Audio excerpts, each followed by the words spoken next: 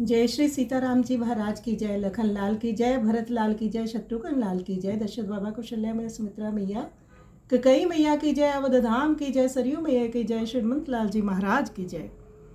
भरत शत्रु सूदन बिलो की कपि चकित भयो है।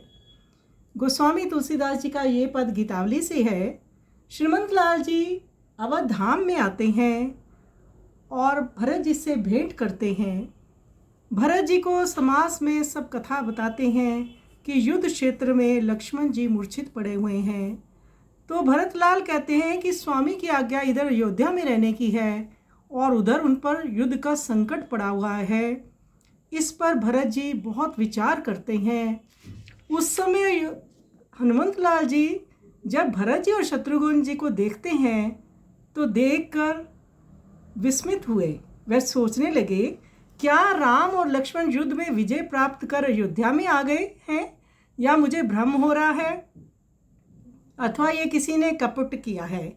फिर उन्हें पहचान कर उन्होंने प्रेम से पुलकित हो उनके चरण कमलों में प्रणाम किया। उस समय उन्हें दोनों भाइयों ने जैसे प्रेम से हृदय लगाया वह कहा नहीं जाता। फिर उन्हें सारे समाचार सुनाकर कहा, मुझे विलंब हो रहा है। वे सब बातें सुनकर भरत जी दुख से संतप्त हो गए और बोले, तुम पर्वत सहित मेरे बाण पर चढ़ जाओ, मैं तुरंत ही तुम्हें रघुनाथ जी के पास भेज दूंगा। ये सुनकर हनुमान जी के हृदय में गुप्त रूप से गर्व का आविर्भाव हुआ। वे उनके बाण पर चढ़े और जब देखा कि उनके लिए ये कोई बड़ी बात नहीं है तो उससे उतरकर उनका सुयश कहना चाहा। भरत जी के गुणों ने उन्हें जीत लिया। उनका मन अनुराग में डूब गया तथा भरत जी धन्य हैं, भरत जी धन्य हैं, इस प्रकार कहते हुए प्रेम में मग्न होकर वे चुप रह गए। तुलसीदास जी कहते हैं, इस समुद्र को तो सगर पुत्रों ने खोदा है, देवता और दैत्यों ने मथा है, हनुमान जी ने लांगा है, नल नील ने बांधा है और अगस्त जी ने पिया है, किंतु रघुनाथ जी के भाई भरत जी की महिमा के समुद्र को तैरकर भला कौन कभी पार कर पाया है। भरत जी की महिमा अगाध है।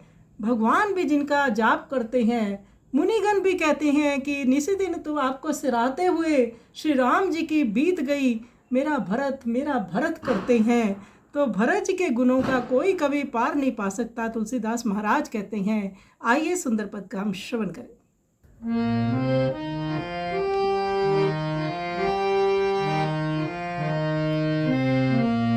भरत शत्रु सूदन बिलो की कपि, भरत शत्रु सूदन बिलो की कपि, चकित भयो है। राम लखन रंजित अवध आए, राम लखन रंजित अवध आए, के दो मोहि भ्रम के दो काहू कपट भयो है।